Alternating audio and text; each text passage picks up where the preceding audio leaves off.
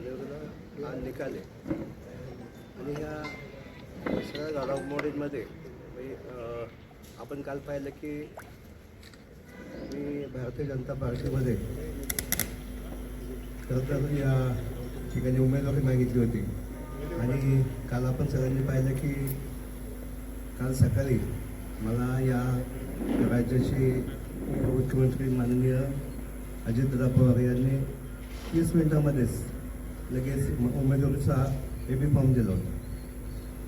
मला सांगायचं की गेले 30-35 वर्ष या चिंचवड भागामध्ये काम करत असताना अगदी तळागाळातील सर्वसामान्य लोकांना मी या ठिकाणी त्यांच्यामध्ये राहून त्यांच्या अनेक अडचणींना सामोरं जाऊन काम केलेलं आहे आणि एक व्यक्तिनिष्ठ माणूस म्हणून आपण सगळ्यांनी या ठिकाणी पाहिलेले गेले 23 वर्ष मी स्वर्गीय आमदार माननीय लक्ष्मणराव जगताप यांना जोडलं गेलो.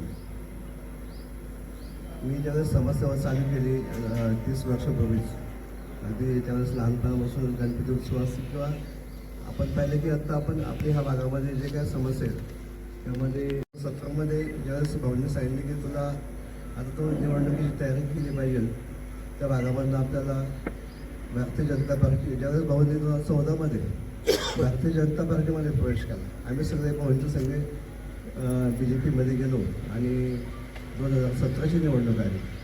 त्याच्या आधी 2-3 वर्ष आधीच भाऊंनी सांगितलं होतं की आता तुम्हाला या महापालिकेमध्ये आपल्याला निवडून जायचं आहे आणि त्या माध्यमातून मी त्या ठिकाणी निवडणुकीची तयारी केली होती. पण ज्यावेळेस भारतीय जनता पार्टीची सत्ता या महापालिकेत आणायची होती आणि या प्रभाग 17मध्ये अख्खा पॅनल निवडून आणायचा होता त्यावेळेस बाबांनी मला सांगितलं की आपल्याला महिला घ्यावी लागेल आणि म्हणून तो वहिनींना आपल्या त्या ठिकाणी आपण उमेदवारी देऊया. खरं तर माझी इच्छा नव्हती पण भाऊंचा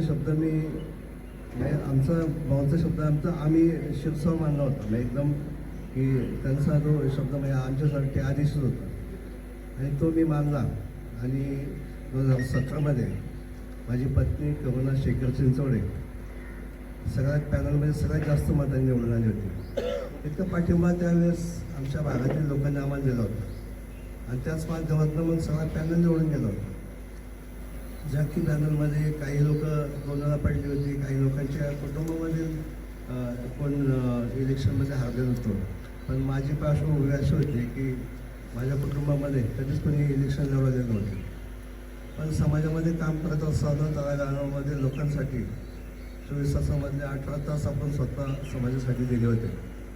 त्यानंतर पत्नी निवडून गेल्यानंतर सुद्धा मी स्वतः म्हणजे एक नगरसेवक असंच माध्यमातून मी या भागामध्ये काम केलं होतं आणि ज्यावेळेस स्वर्गीय लक्ष्मणराव जगताप या म्हणजे आपल्या सगळ्यांना सोडून गेले त्याच्या आधी भाऊंनी सांगितलं होतं की 17च्या निवडणुकीमध्ये मी तुला तिकीट देऊ शकलो नाही, तुला मी महापालिकेत पाठवू शकलो नाही.